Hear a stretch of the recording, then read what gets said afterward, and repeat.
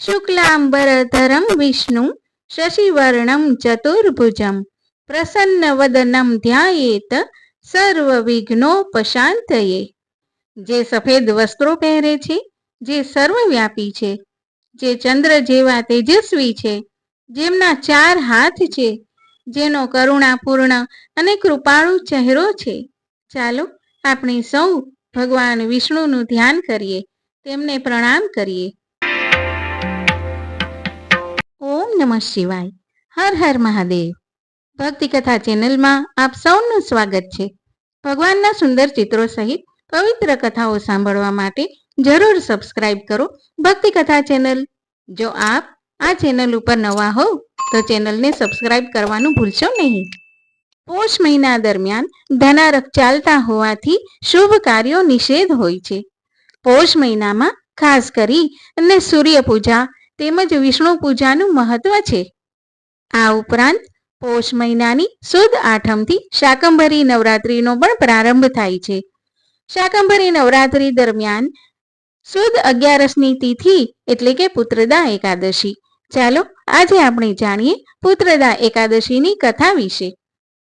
વર્ષ દરમિયાન 2 વખત પુત્રદા એકાદશી આવે છે, જે એક પોષ મહિનાની સુદ 11ના દિવસે તેમજ શ્રાવણ મહિનાની સુદ 11ના દિવસે પણ પુત્રદા એકાદશીનું વ્રત કરવામાં આવે છે. પુત્રદા એકાદશીનું વ્રત કરનાર લોકોએ ભગવાન વિષ્ણુની પૂજા કરતી વખતે પુત્રદા એકાદશીના વ્રતની કથા સાંભળવી આવશ્યક છે. આ કથા સાંભળ્યા વગર વ્રત પૂર્ણ થતું નથી કે ઉપવાસનું સંપૂર્ણ ફળ પણ મળતું નથી. જે દંપતીને સંતાન ન થતું હોય અથવા સંતાન સંબંધિત મુશ્કેલી હોય તેમના માટે આ વ્રત આશીર્વાદ સમાન છે. આ વ્રત કરવાથી મનુષ્યના જન્મો જન્મના પાપો દૂર થાય છે અને મૃત્યુ પછી મોક્ષની પ્રાપ્તિ થાય છે. આ દિવસે ભગવાન વિષ્ણુના સચ્ચિદાનંદ સ્વરૂપની પૂજા કરવામાં આવે છે. એકાદશીના વ્રત કરવા માટે પૂજા વિધિ આ પ્રમાણે છે. સવારે વહેલા સ્નાન કરી ભગવાન વિષ્ણુ સમક્ષ વ્રતનો સંકલ્પ લેવો. પૂજા સામગ્રીમાં ભગવાનને પીળા ફૂલ, તુલસીના પાન, ફળ અને ચંદન અર્પણ કરવા. ગાયના ઘીનો દીવો પ્રગટાવવો અને વિષ્ણુ સહસ્ત્ર નામ અથવા ઓમ નમો ભગવતે વાસુદેવાય મંત્રનો જાપ કરવો. ભગવાનને ભોગમાં પંજરી અથવા પીળી મીઠાઈ ધરાવવી.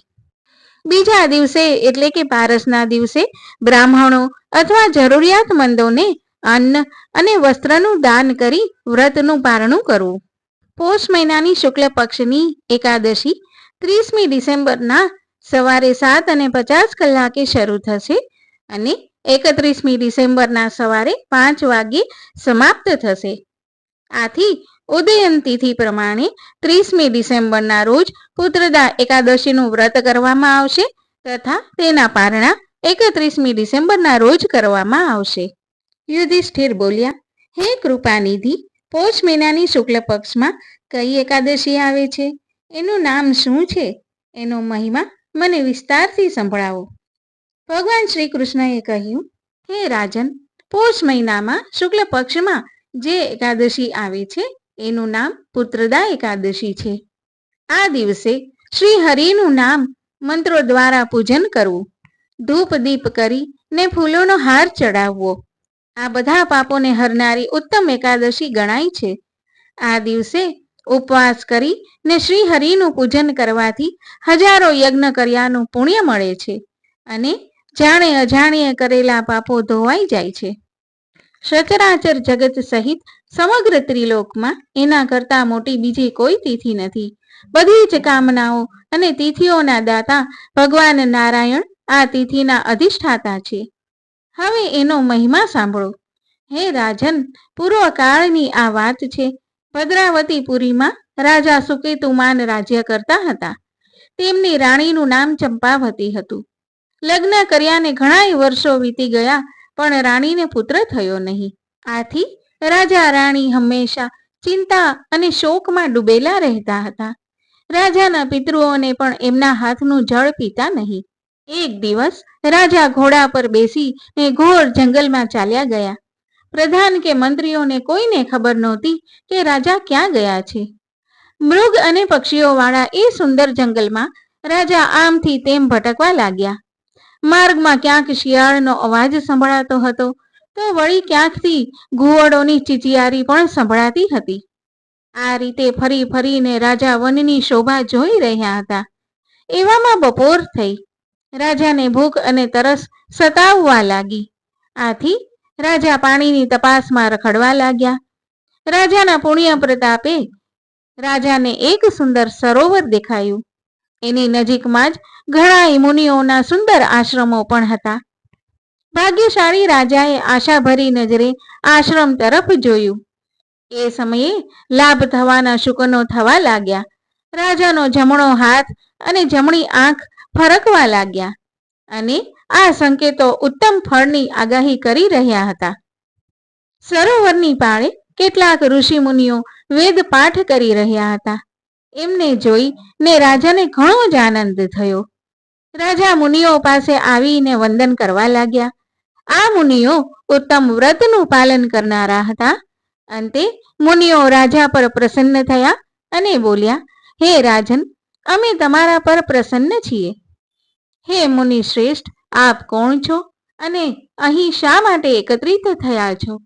અને તમે શાની પૂજન વિધિ કરી રહ્યા છો? આ બધું મને જણાવવાની કૃપા કરો. હે રાજન, અમે તપસ્વીઓ છીએ. સામે અમારા આશ્રમો છે. અમે અહીં સ્નાન કરવા માટે આવ્યા છીએ. આજનો દિવસ પુત્રદા એકાદશીનો હોવાથી ઉત્તમ છે. આ દિવસે વ્રત પૂજન કરવાથી પુત્ર રત્નની પ્રાપ્તિ થાય છે. હે મહામુનિઓ, આપ સર્વે ખરેખર મારા પર પ્રસન્ન થયા હો તો મને મારા રાજ્યનો વારસદાર આપો. મુનિઓ બોલ્યા, હે રાજન, આજે પુત્રદા એકાદશી છે, તો તમે શ્રદ્ધા ભક્તિથી તેનું વ્રત કરો. તમારા ઘરે સુંદર પુત્ર રત્ન પ્રાપ્ત થશે. હે યુધિષ્ઠિર, મુનિઓના કહેવા પ્રમાણે એ રાજાએ પુત્રદા એકાદશીનું પૂરી શ્રદ્ધા ભક્તિ સાથે વ્રત કર્યું. પછી રાજા પોતાના મહેલે પાછા ફર્યા. ત્યારબાદ થોડા જ સમયમાં રાણીને ગર્ભ રહ્યો અને પૂરા સમયે એક સુંદર પુત્રને જન્મ આપ્યો.